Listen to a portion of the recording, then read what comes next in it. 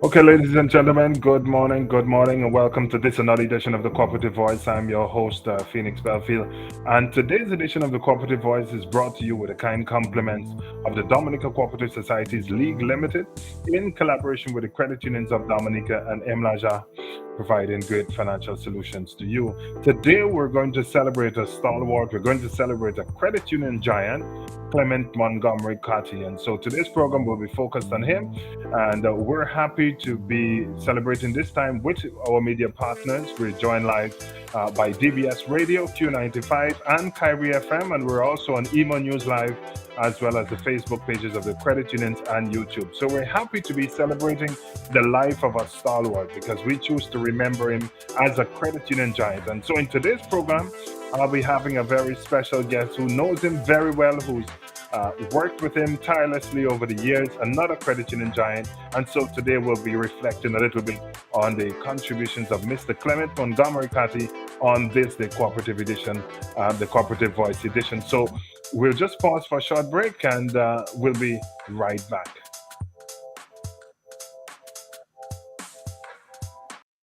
Send me money. Send me money. Receive money. Receive money. Send me money. No more hassle. Send me money. Send me money. It's safe and secure. M. L'Argent.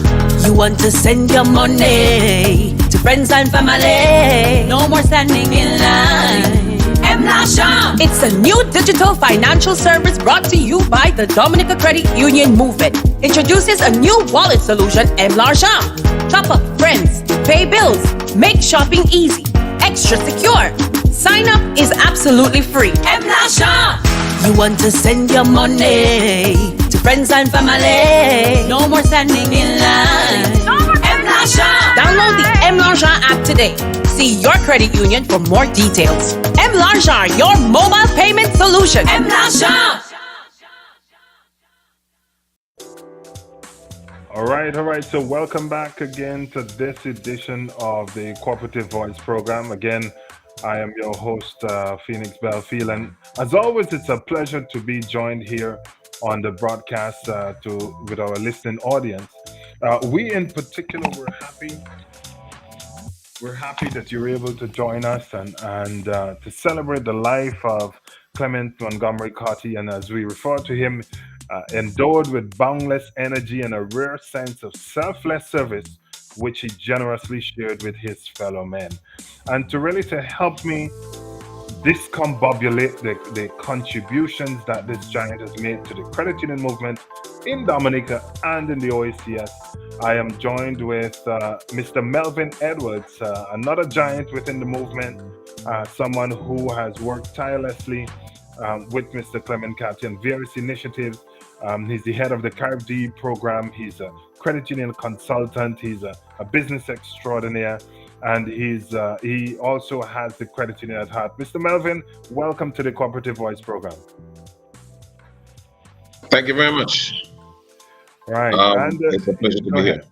Yes, we're happy to have you here, and just to really talk about the giant of Clement Carty, as we've been celebrating. We've been over the last couple of days, we've been talking about his contributions and the enormous service that he has given to the credit union movement. And it's always a pleasure to have a conversation with him because he has this rich historical knowledge. And when you speak with him, you get the sense that he is eternally tied to the credit union movement, that he lives, breathes, sleeps credit union movement. Mr. Edwards. Indeed. Clement Carty, I was fortunate to meet him in 1981. He had been, as far as I'm aware, with the movement at least 4 or 5 years before, but he was on the board of his credit union. I think it was Portsmouth at the time. And like every other Dominican, a member of Roseau Credit Union at the same time. He became a member of the board of the Dominica League soon after, somewhere in the early 80s, if not 79. And there was a gentleman on the CCCU board called Mr. Didier. His first name escapes me. Clement Carty succeeded him somewhere in the mid-1980s as a director of the CCCU. Clement was easily the youngest person to join the CCCU board. Mm-hmm. He must have been a very young person also on your league board. Right. But you're right, his energy, his enthusiasm for people helping people to elevate themselves socially and economically knew no boundary. He had a full-time job at the Dominica Agriculture and Industrial Bank, 8 Bank. Mm-hmm. And I'm sure sometimes his bosses, Vanessa Blanc and others, wonder where did he really work? Because credit unions were in his DNA. I mean, were in the soul. At the same time, I know Clement was also a very staunch and dedicated Methodist. At one time, he was, I think, the treasurer of the regional synod. Right. Quite a while. So this man was really busy as a volunteer in giving back to his country, his community, to his region. He happened to be the bridge between the stalwarts who started this movement in Dominica, Sister Alicia and company, right. Edward and the other guys. As at the footstool, certainly of Mr. Mr. Um, Thomas, who was at one time the league manager. But the knowledge, the inspiration, the contacts with the persons around Dominica who were on the various boards, committees, the volunteers, and the managers was strong. The respect they had for him in terms of his commitment to the movement, the access that every ordinary member had to Mr. Carty was just amazing, in that he was able to operate at all levels of the sector and very comfortably. Clement was more of a worker than a public speaker. Right, that is true. But don't get him to speak, especially on a topic on which he was passionate. He would really blast away hardly in terms of the way to do things the right way. His training in accountancy always landed him to being the treasurer or the secretary of these organizations. And he made sure the books were kept as up to date as possible and as clean and transparent as the members expected, because his commitment to ensuring that the credit the CCC or wherever he was run efficiently and for the best interest of the members, that was his strong calling. So he was not just about being in position at the leadership. He was basically a chief servant to ensure that service was not about vainglory, about ego. It was about putting in the hard work. Future generations benefit. And this is what has happened. When he retired a few years ago, he said, look, I've given 40 years. I'm now 70. Right. Basically, he has seen the industry. We started as a movement. This is now an industry, a sector, flourish, expand, and grow. Not only in terms of business, but in terms of the people. Virtually all 68,000 citizens on the books of Dominica, those abroad, are members of at least one, if not two, credit unions. He has seen credit unions who were against merging, amalgamating from 16, 19 credit unions 20 years ago? Yeah, 21 to now 6. 6. Amazing revolution. Yeah. Which, in fact, following what happened in Jamaica for the Eastern Caribbean, was a trendsetter. Dominica followed shortly after. St. Vincent followed shortly after. And again, they listened to Carty in terms of the way to do it. I remember speaking to him when he was in charge, or when he was the coordinator of the St. Alphonsus and the Portsmouth amalgamation experiment. Right. This was back in 2010, because this happened around 2013. And it's about 2008, 2009. And he was just excited at the amount of questions, the issues, the concerns that people had. But at the end of the day, it came through. And this was a success story, which was followed later on by West Coast, and then the big Roseau plus 5, which became national. So 7 in 1. But tell us about the Clement, because I know him. I mean, I'm relatively young to the movement, and every time I've seen Carty, his strong point has been about governance of the movement. He always ensured that he was the stickler for the bylaws and the acts and all of that. And we would, even in his latter days, we used to be video calling on WhatsApp. And, if he hears something in the media, he'll be like, Phoenix, well, you heard that? What are they talking about? This is how it used to be. This is how it should be. You need to correct that. So even when he's in a state whereby he's not at his prime, he was still eating and breathing and thinking about the benefit. I remember when the last AGM, he couldn't attend one of them, and he always loved attending AGMs to give his contributions. And I think there was an AGM where you had two of the major credit unions clashing on the same day. And he was livid because he said, Phoenix, I can't split myself and I need to be at both. and it is really, his contributions largely prescriptive on his experience and knowledge of the entire movement, and by extension the not only the movement in Dominica but in the triple CU in the region. I mean, he's respected in many regards. How do you remember him in terms of his steadfastness as it relates to governance?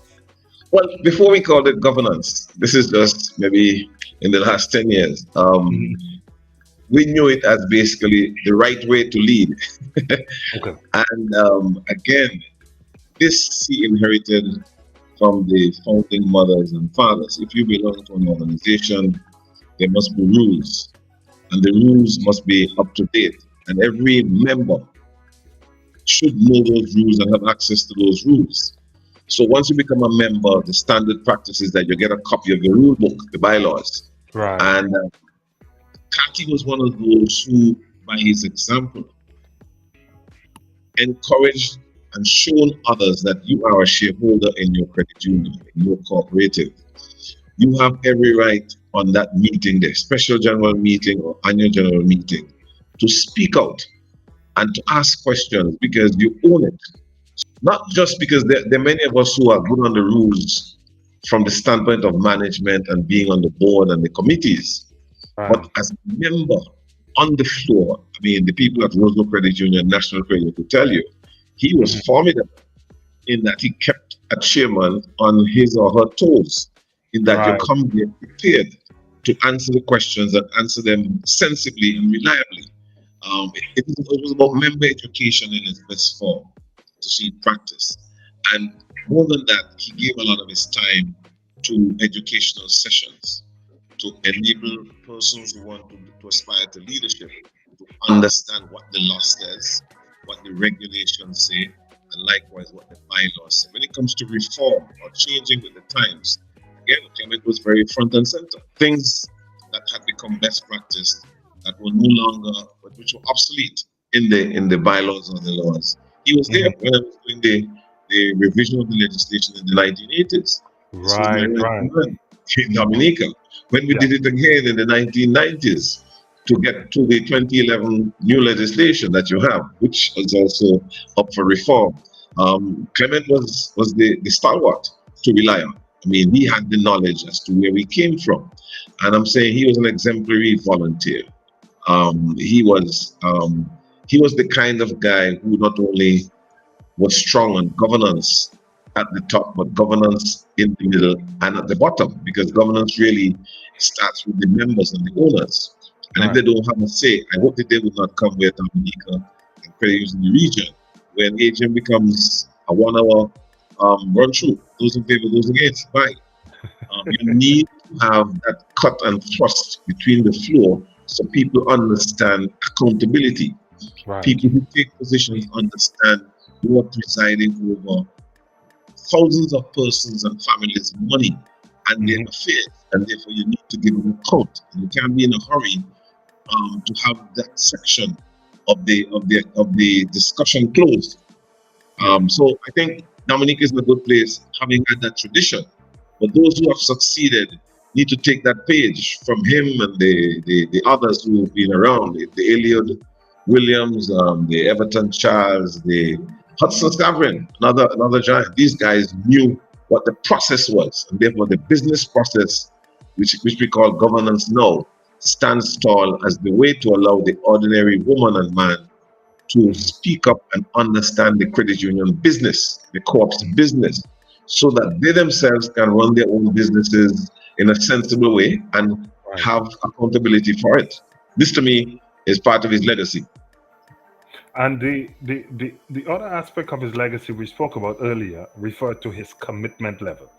And commitment not as a cliche, as in just to be in a particular position or to have a particular handle, but his commitment in terms of going the 9 yards. If it requires walking from village to village to do sensitization, if it requires having town hall meetings to explain the plans of the credit union, he had this unwavering commitment to not only lead by telling people what to do, but to lead by example in terms of doing the same things that he's asking to do. And I know that you also know him as a doer because you work with him in terms of the enactment of the new act, the Cooperative Societies Act.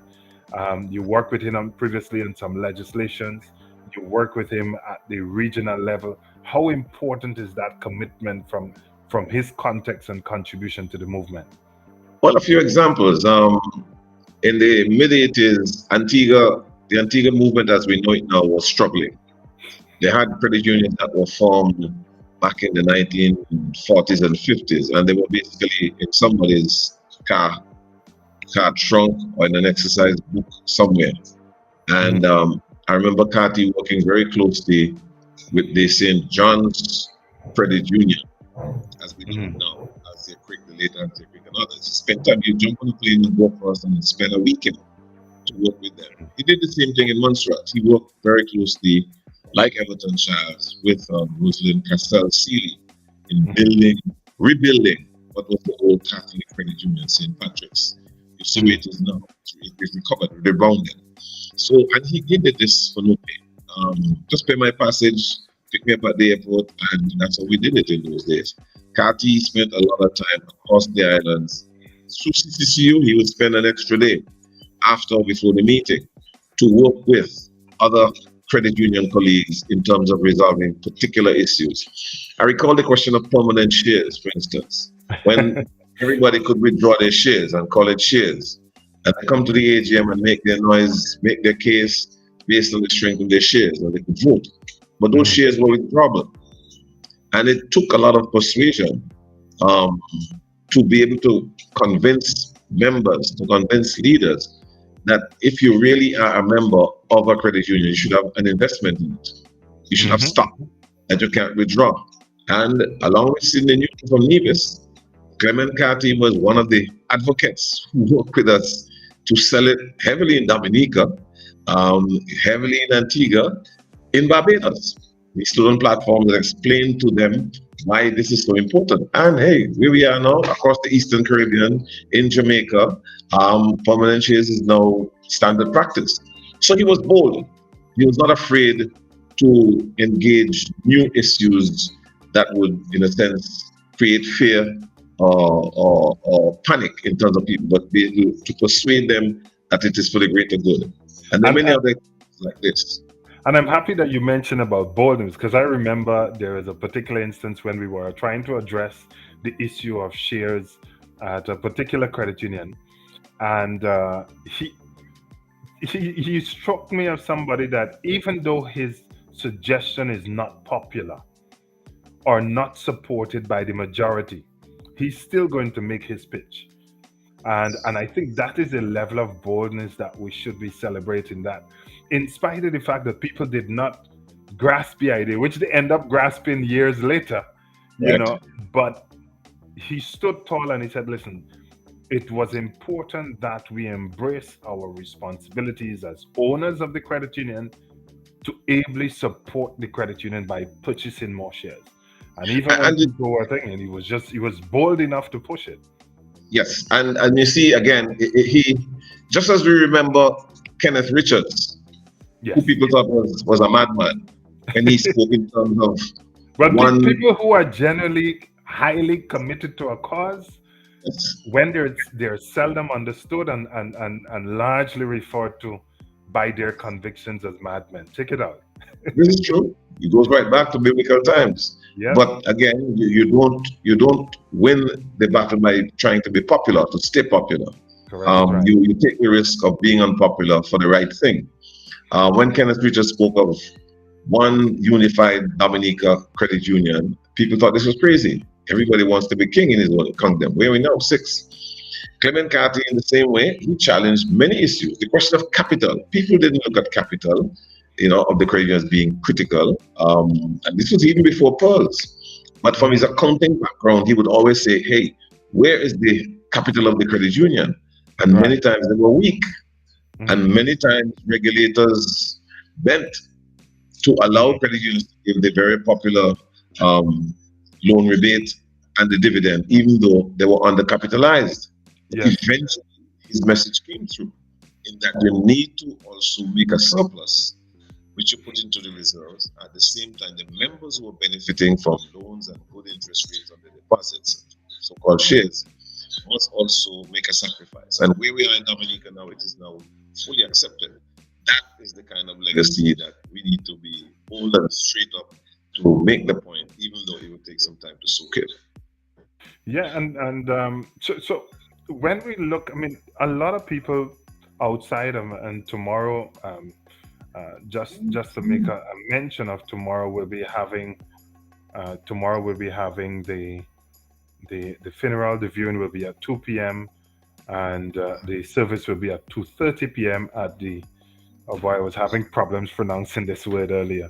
I think it's the Bethesda. Oh, Jesus. Probably your pronunciation might be better than mine. So it's Bethesda, Methodist Church. Bethesda, Bethesda. Bethesda. Thank you very much. Bethesda. Yeah. The Bethesda Methodist Church in Roseau. The viewing will be at 2 p.m. and service at 2:30 p.m. We'll announce that again a little later when we're wrapping up the program. But when we look at the life and the legacy of Clement Carty, many persons will see somebody who's fearless, somebody who's tireless, somebody who's has a sense of conviction that is unparalleled. Um, unparalleled, and this is really where most people would remember him. How would you remember him? Well, we remembered him during his life. Clement Carty, for his work at the CCCU, even when I was not on the board, he was honored twice by the Caribbean Confederation at regional conventions outside of Dominica for his outstanding work on the board of the Credit Union Confederation. Right. It was 25 years after the CCCU was launched. That would be in 1987. Yes. We came back to Dominica by cruise ship, and we had the 4 living presidents of the CCCU who came aboard and went back to that little primary school in Goodwill, where the Confederation was started. Clement Carty and colleagues were the architects of that venture. It was historic for the whole movement because many persons did not know Dominica. Dominica could not host a regional convention of 600 persons. So we contrived to do it by ship, and we stopped in other ports, but the main idea was to stay 2 days in Dominica to celebrate where the movement started and to celebrate the leadership of that movement. When we started Carib DE, if I may say, back in 2010, I was really not sure whether this was a great idea. It was 2009 after I left the board of the CCCU, and I thought the education of the members, I thought the training of the leaders, there was a gap.